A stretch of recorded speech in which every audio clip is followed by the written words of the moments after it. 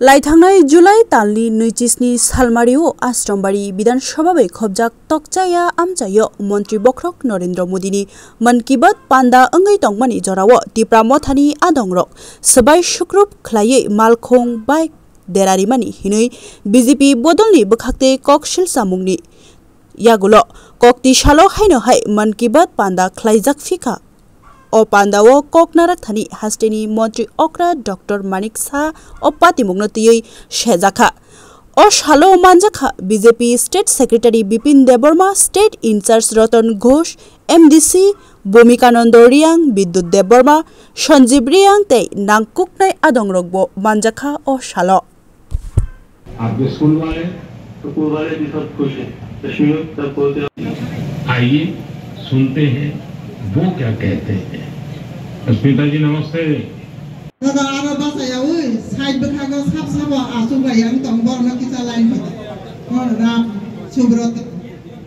आज के अनुष्ठान जिले उद्बोधक श्री डॉक्टर मानिक शाह महोदय पवित्र शिक्षार दहनी असंख्य अगणित करदाনের মাধ্যমে উদ্বোধন হয়ে গেল আমাদের 125তম মন কি বাত অনুষ্ঠানে এবং সেই সাথে আমাদের ভারত মাতা প্রতিকৃতিতে পুষ্পার্ঘ অর্পণ করলে আমরা সবাই জানি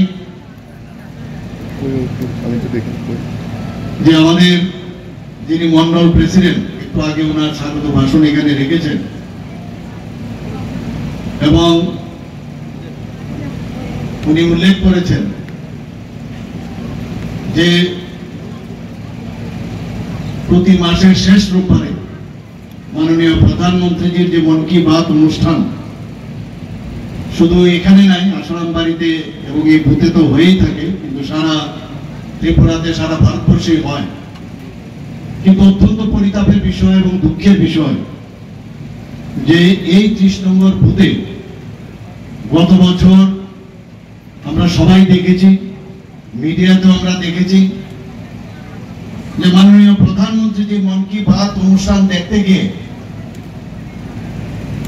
যেভাবে আক্রান্ত হয়েছে এটা শুধু ত্রিপুরাতেই নয় আসারামবাড়ি খোয়াই নয় সারা ভারতবর্ষে একটা আমি বলবো কলঙ্কময় একটা অধ্যায় এখানে হয়েছে এবং সেটা কোনো অবস্থায় কাম্য ছিল না মাননীয় প্রধানমন্ত্রীজির মন কি বাত অনুষ্ঠান সেখানে কোনো পলিটিক্যাল বিষয় না রাজনীতির বিষয় না ওনাকে শোনার জন্য ওনার মন কি বাত না সমস্ত ভারতবাসীর মন কি বাত ওনার মাধ্যমে উনি শুনতে চান আজকে আমরা দেখেছি বিভিন্ন সময়ে বিভিন্ন যেসব মানুষদের কাছ থেকে যেটা আমাদের পক্ষে সম্ভব নয় আমাদের এই রাষ্ট্রের যিনি প্রধান এবং আমাদের সবাই যাকে বলে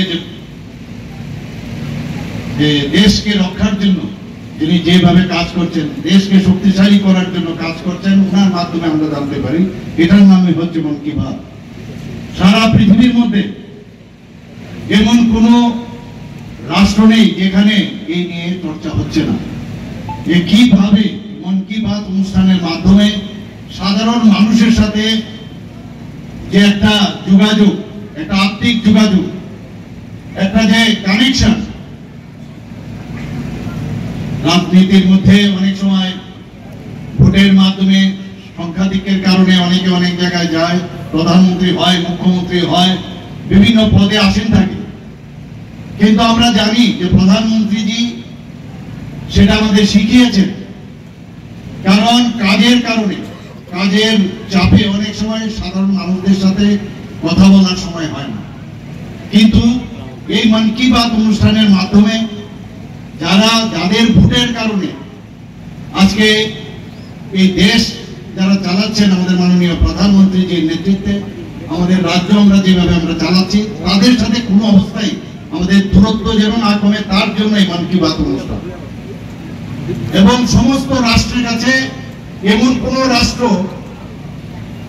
যেখান থেকে ওরা চিন্তায় আছে যে মাননীয় প্রধানমন্ত্রী আমাদের যশস্বী প্রধানমন্ত্রী কিভাবে এই কাজটা করছেন আর কোথাও নেই পৃথিবীর কোন জায়গায় এরকম মন কি বাত অনুষ্ঠান কোন রাষ্ট্রপ্রধানরা করে না।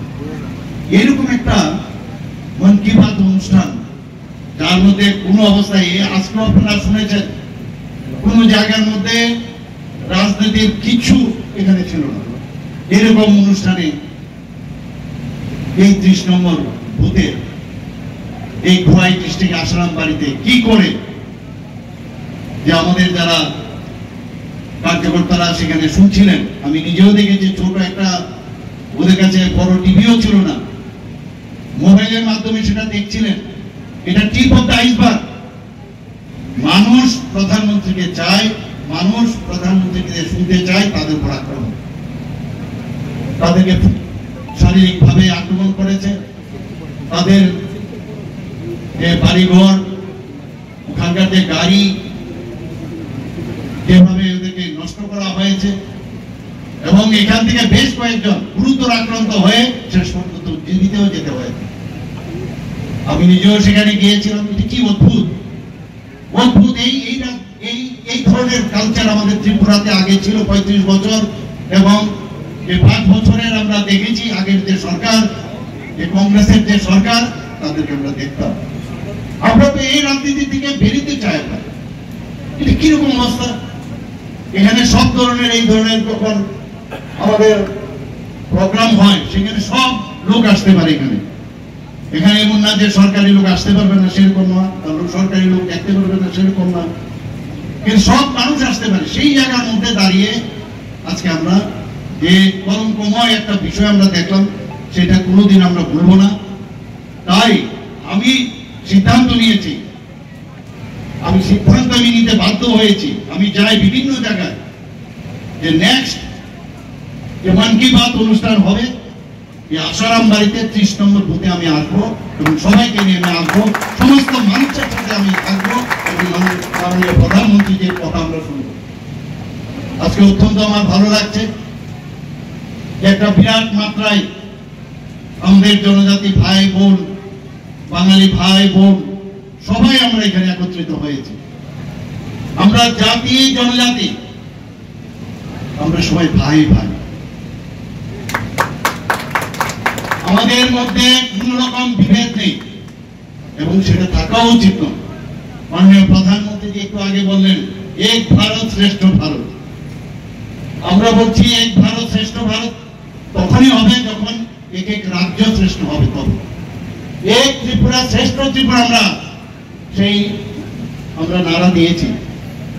আমরা যদি সবাই একসাথে আমরা না থাকি, সৌভাতৃত্বের বোধ যদি আমাদের মধ্যে না থাকে, এই ভাইচারা যদি আমাদের মধ্যে নিজেদের না থাকে, তাহলে কি করে ডেভেলপমেন্ট হবে, কিভাবে উন্নতি হবে? আজকে আমরা একটু আগে মাননীয় প্রধানমন্ত্রীজির যে স্পোর্টস নিয়ে উনি ওনার কথা রেখেছেন, স্পোর্টস নিয়ে কথা রেখেছেন, এর মধ্যে কি খারাপটা কি বলেছেন উনি? এর জন্য কাউকে শুনতে দেব না, কাউকে যেতে দেব না, যদি যাও তাহলে এই সুবিধা দেব না। আরে আমাদের সরকার, এই সরকার থাকাতে আমাদের কেউ সুবিধা দেব কি দেব না আমরা ডিসিশন নেব। এইভাবে মানুষের মনে নানাভাবে বিভ্রান্তি সৃষ্টি করে বাধা দানের মাধ্যমে এই ধরনের কথা যাতে না শুনে তার ব্যবস্থা হয় না। সাময়িক হবে কিন্তু লং রান হয় না। আমাদের সরকার এখন সারা ভারতবর্ষের মধ্যে আপনারা দেখেছেন সব প্রদেশে আমাদের সরকার অলমোস্ট আমাদের প্রায় এই 28টা রাজ্যের মধ্যে প্রায় বলতে গেলে 20টার উপর আমাদের এখন সরকার আমরা চালাচ্ছি। এখানে মাননীয় প্রধানমন্ত্রীজির আশীর্বাদ মানুষ চাইছে এরকম একজন প্রধানমন্ত্রী। অদ্ভুত লাগে, গত পরশুদিন তার আগের দিন বিহারের মধ্যে মানে কোন জায়গায় গেছে এই আরজেডি और যে কংগ্রেসের নেতৃত্বাধীন দুই নেতা রাহুল গান্ধী, ওনারা কি বলছেন, যেভাবে উস্কিয়েছেন সবাইকে, কি উস্কিয়েছেন, শেষ পর্যন্ত ওনাদের হজম হচ্ছিল না যে মাননীয় প্রধানমন্ত্রীজি এক ঘর থেকে এসছে। এতদিন তো বড় বড় যারা সিলভার স্পুনে নিয়ে জন্মগ্রহণ করছেন তারাই প্রধানমন্ত্রী হন। এটা চায়ওয়ালার বাড়ির থেকে একজন প্রধানমন্ত্রী হবে কোনো অবস্থায় মানতে পারছিল না। বারবার ওনাকে আঘাত করা হয়েছে, বারবার ওনাকে ওনার বিরুদ্ধে কত কথা বলা হয়েছে। ঠিক আছে, সেগুলো বলছে, তার উত্তরও সবাই দিয়েছে, সেভাবে তার রেজাল্টও পাচ্ছ। কিন্তু এবার তো একদম এক্সট্রিম। ওনার যিনি মারা গেছেন আমরা সবাই দেখেছি কিছুদিন আগে, প্রয়াত আমাদের মাননীয় প্রধানমন্ত্রী যে মাকে নিয়ে যে ভাষায় ওনারা কথা বলেছেন, আমি বলবো bad word of bad mouth. যে যেরকম তার পরিচয় তার কথার মধ্যে পাওয়া যায়। আমরা সত্যি আমরা তার তীব্র প্রতিবাদ আমরা করছি।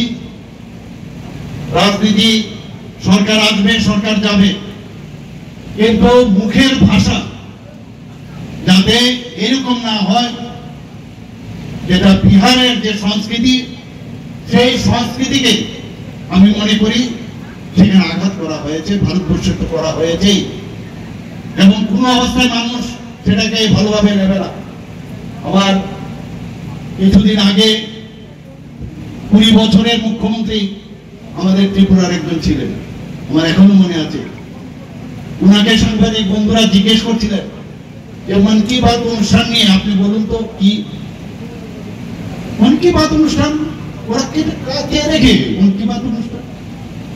আমি ওনাকে আহ্বান করবো যে আমার আরেকটা যে মন কি বাত অনুষ্ঠান আপনি আসবেন, এসে দেখবেন সারা ভারতবর্ষের যে কয়েকটা জায়গা, সমস্ত প্রদেশের বিভিন্ন জায়গায় দেখায়।